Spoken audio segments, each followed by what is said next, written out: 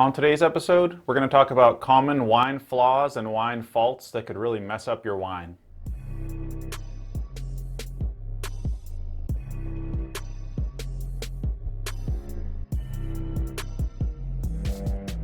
If you like these kinds of videos, make sure to click the little subscribe button below. Now, a wine flaw and a wine fault are kind of along the same spectrum, but at kind of different, areas. A wine flaw is something that's maybe just a little bit out of character for that wine. Maybe it doesn't exactly taste exactly right, but it's not exactly bad and you'd still probably drink it. A wine fault is when something like a wine flaw has gone to the level of it's just not good anymore. So if it's just completely oxidized or way too reductive, things that could just kind of ruin a wine, that's a wine fault. So we're going to kind of lump them all together in this conversation and talk about what might cause some of these things and how to try to prevent them as a winemaker. I would say probably the most common wine flaws and faults all kind of stem back to oxygen management. So too little oxygen or too much oxygen, or not enough oxygen at a certain stage of the wine's life, or too much oxygen at a different stage of the wine's life. But probably the most common ones, if you're a home winemaker, would be oxidized wine, and that can come in a few different forms. So one way that could occur is those little fruit flies that fly around. They carry a little bacteria called acetobacter, and with a little bit of oxygen contact, that can create acetaldehyde, which is this kind of nutty sherry characteristic, which maybe people want in a sherry, but you usually don't want that in a wine. It can really dull the flavor, kind of make a dead tasting wine. Another variant of that would be VA, which the most common form of VA, or volatile acidity, is acetic acid or vinegar. So with a little bit too much oxygen contact, your wine the ethanol can turn into acetic acid. And that's going to be pretty obvious. You've probably all smelled vinegar. It's going to smell like a jar of pickles or like a jar of olives. And again, not at all what you want in your wine. And it's a funny thing because at a super low concentration, it can kind of be perceived as fruity. So you're like, oh man, my wine's going in a good direction. And then like a flip of a switch, all of a sudden, now your wine smells like vinegar, and it's kind of useless. It could be maybe good as a cooking wine, but it's not really a good drinking wine anymore. And then probably the worst form of oxidation is ethyl acetate. And I mean, none of these are particularly dangerous. It's just that they're going to ruin the taste or the smell of that wine. So ethyl acetate is another compound that can be formed between vinegar and ethanol. And ethyl acetate smells like nail polish remover. And most home winemakers out there, or people who've drank homemade wine, might have had this happen and thought, what the heck is wrong with my wine? And I mean, it's just a very obvious whiff of like nail polish remover. It's really really needs to go down the drain at that point. It's really hard to reverse something once it's gone that far. So to prevent the oxidation-based wine flaws, there's a couple of things you can do. Early in a wine's life, during actual primary fermentation, a little bit of oxygen is not a bad thing. You don't have a whole lot to worry about while that wine's still bubbling because it's saturated with CO2, and that yeast will just suck that oxygen right up. So yeast is a reductive thing. It'll take the oxygen and metabolize it. So you don't have to worry too much about it, but once you get to the point where fermentation is complete and you're going from something where maybe you're open top and you've got a little bit of air contact and you're moving that into a carboy, at that point you start wanting to be a little bit cautious about oxygen, especially if if you're going to let the wine go through malolactic fermentation, you might not have sulfided very much. You really want to keep those carboys topped up all the way to the top, or whatever, vessel, if it's a barrel, just keep it topped all the way to the top. And something like a barrel, you're going to have to top up frequently. So about maybe once a month, because it's going to evaporate that wine slowly through the pores of that oak.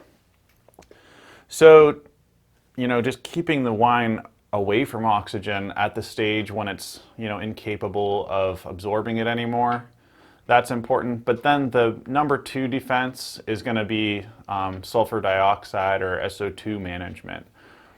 Everyone kind of thinks of sulfites as this like evil thing, but what you're doing as a winemaker is you're actually stopping decomposition where you want it.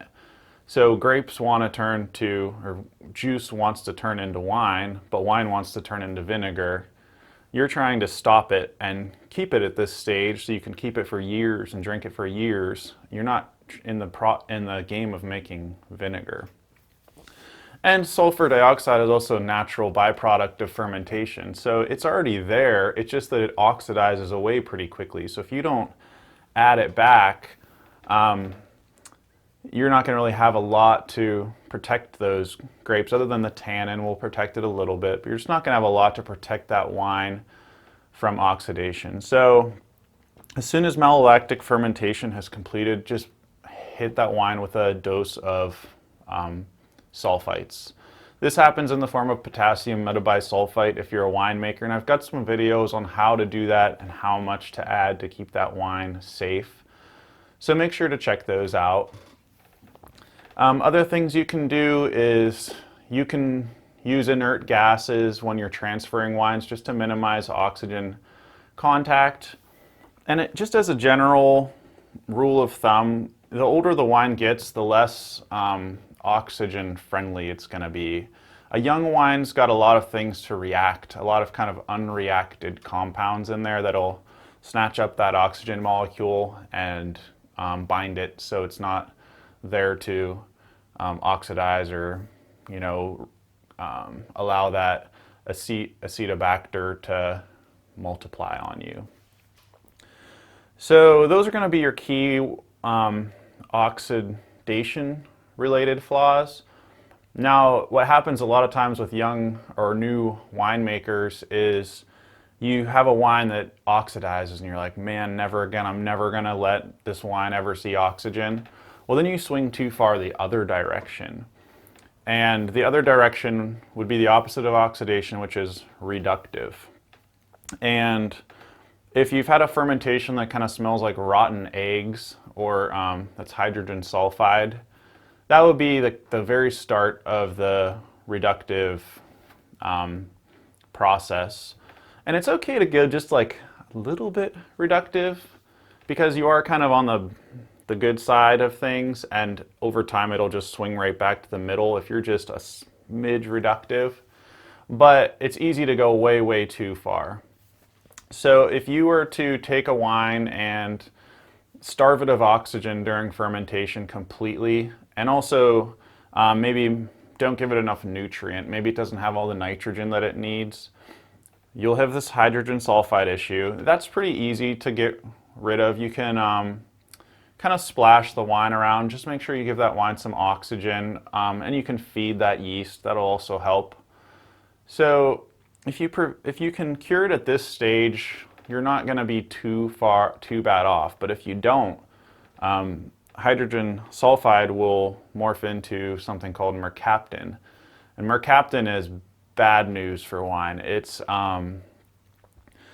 can have kind of a garlic or burnt rubber taste to it, and it's really, really hard to get out of wine. You can try to use a little bit of carbon or activated charcoal, but those come with their own problems, like they could decolor the wine, and honestly it just isn't very effective either.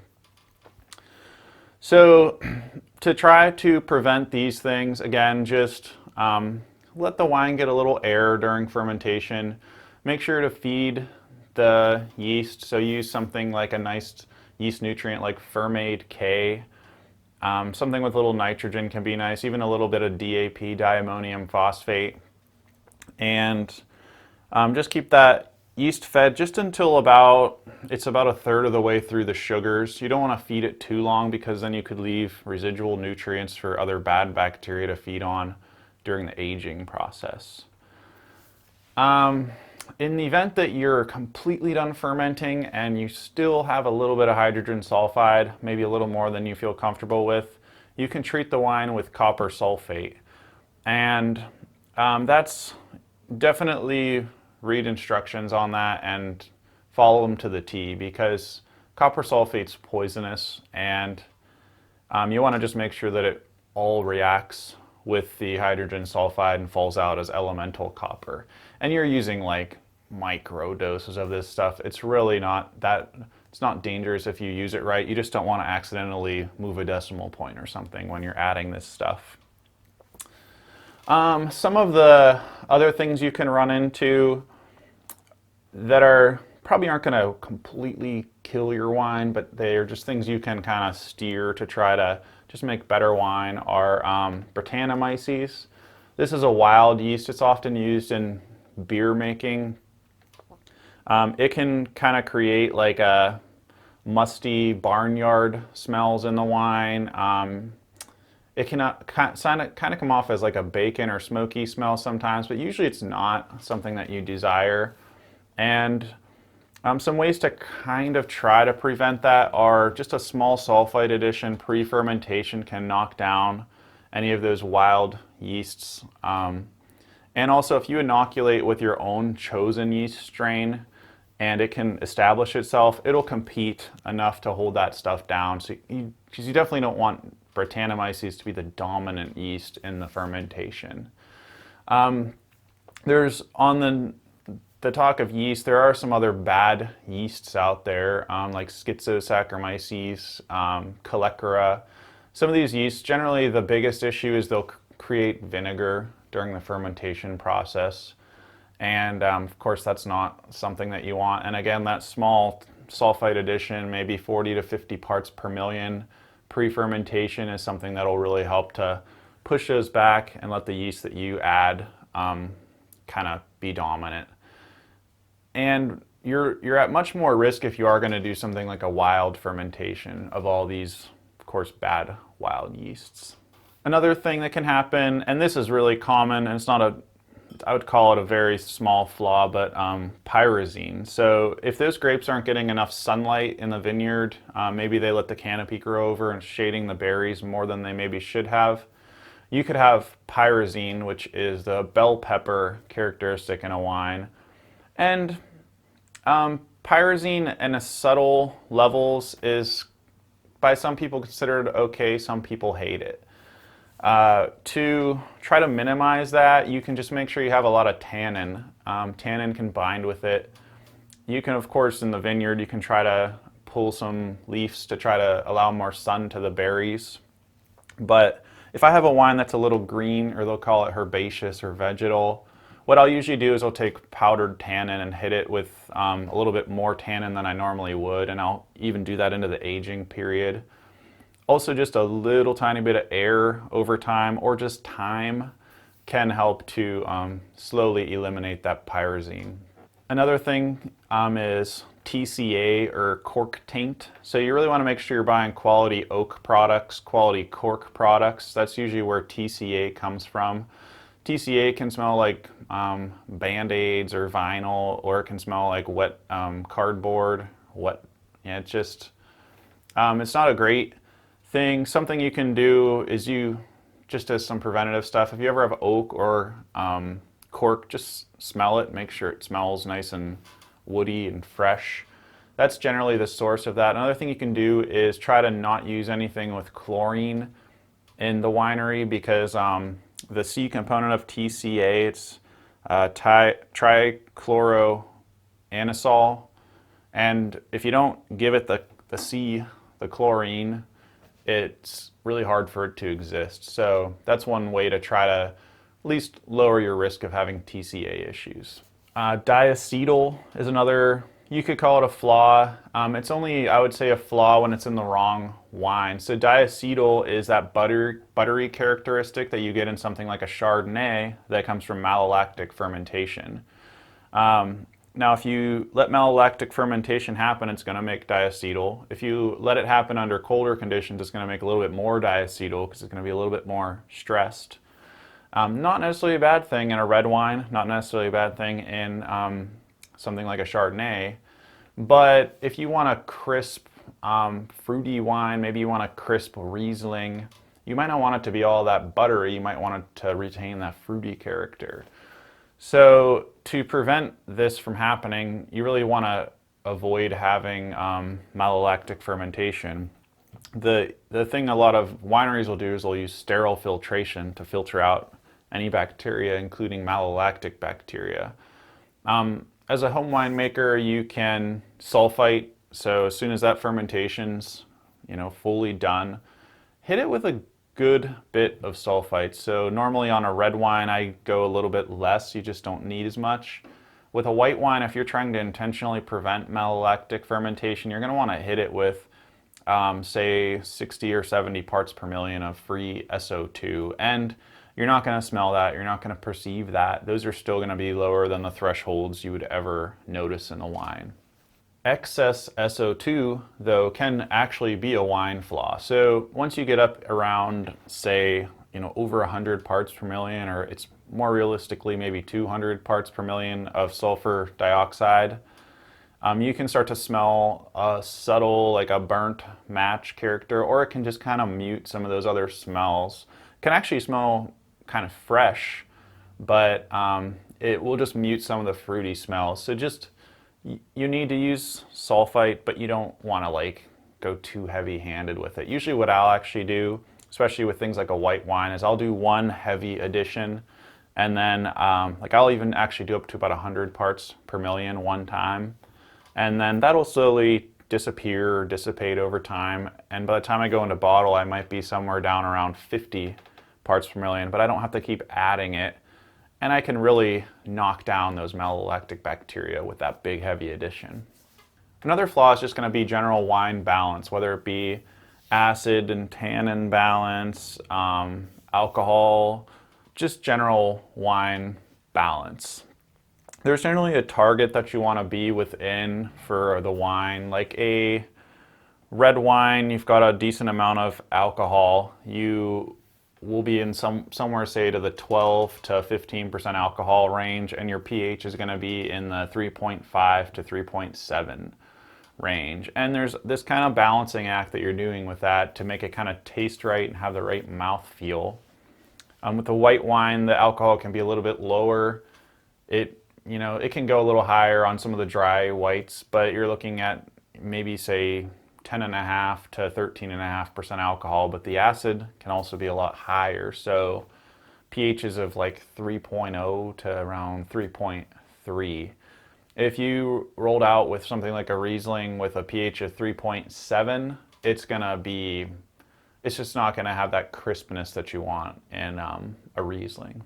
One more flaw that can happen is there's a geranium type smell that can happen with a wine. So if you use potassium sorbate, so you use potassium sorbate to inhibit fermentation after adding sugar. So it kind of stops the yeast from multiplying.